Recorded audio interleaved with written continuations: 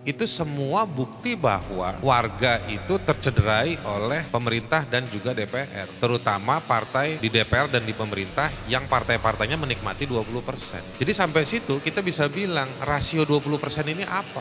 Apakah dia untuk menggolkan presiden saja atau untuk menjaga atau membuat kebijakan supaya bisa memenuhi haknya warga?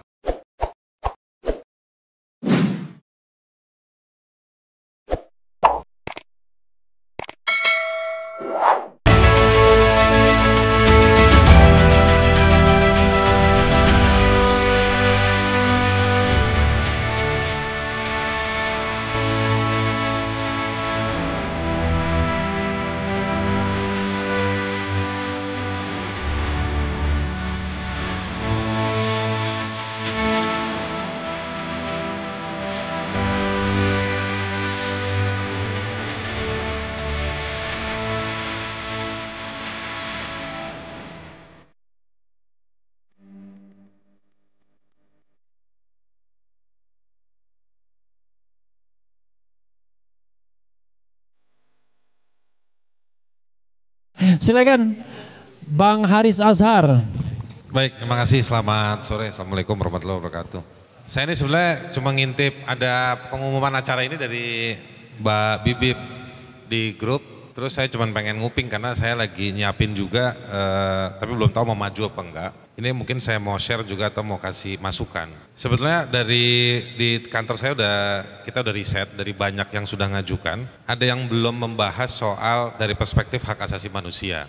Nah, saya tesisnya begini. Kan si partai ini disebut mewakili gitu Om Refli. Tapi harus dibahasakan sebagai ada pihak yang diwakili. Nah, yang diwakili itu menurut saya itu warga. Taken for granted secara politik kan begitu. Jadi nggak bisa dibilang bahwa kalau kamu milih Gerindra baru kamu boleh gugurkan hak saya untuk PT 20%, nggak bisa. Taken for granted. Jadi secara konstitusional warga diwakili oleh partai-partai politik tadi itu. Nah, yang kedua yang mau digugurkan adalah si 20%-nya tadi itu. Maka saya berpikir gampang aja.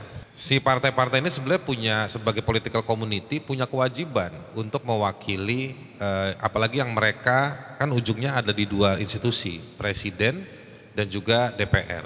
Nah, partai-partai itu punya kewajiban untuk mewakili warga. Tapi pada kenyataannya produknya si partai-partai politik itu justru berhadapan-hadapan dengan warga. Betul nggak? Terlepas kita setuju nggak setuju, ada amarah publik dalam soal omnibus, ada banyak kebijakan-kebijakan, janji-janji nawacita dan janji-janji partai yang nggak dijalani. Legal dokumennya untuk mengatakan bahwa mereka nggak jalani janji-janji dan juga haknya warga itu banyak. Jadi ide saya sebenarnya simpel aja, karena saya juga nggak mau panjang-panjang. Sebetulnya kita bawakan MK minta ditantangin sesuatu yang baru. Nah, kita bawain aja itu berkas 3 lemari dari catatan-catatan laporannya warga, laporan-laporan yang sudah dipublikasi oleh Komnas HAM, laporan-laporan yang sudah dipublikasi oleh Ombudsman, laporan-laporan yang ada di KSN, ada banyak-banyak peristiwa yang jadi laporan di kantornya Konsorsium Pembaruan Agraria, kantornya Walhi, Kontras, YLBHI, itu semua bukti bahwa warga itu tercederai oleh pemerintah dan juga DPR, terutama partai di DPR dan di pemerintah yang partai-partainya menikmati 20%. Jadi sampai situ kita bisa bilang rasio 20% ini apa? Apakah dia untuk menggolkan presiden saja atau untuk menjaga atau membuat kebijakan supaya bisa memenuhi haknya warga? Nah, itu kan nggak kelihatan. Ternyata 20% ini justru menciptakan imperium yang tidak menciptakan imperium tapi mengecilkan mata dan telinganya si penguasa. Nah, sampai di situ nanti pembuktiannya di pengadilan, di MK itu gampang. Selain laporan-laporan peristiwa-peristiwa tadi itu, hak-haknya warga yang hilang diuji lagi. Bahkan kita minta mana hasil rapatnya setiap partai, hasil produk-produk rapat, produk-produk kerjanya itu. Kalau dia divaluasi secara angka, secara statistik, pasti angkanya akan kecil. Tidak akan menunjukkan angka yang signifikan energinya untuk mewakili hak-haknya warga. Nah, ini juga membuka peluang dari warga nggak cuma dari satu kelompok.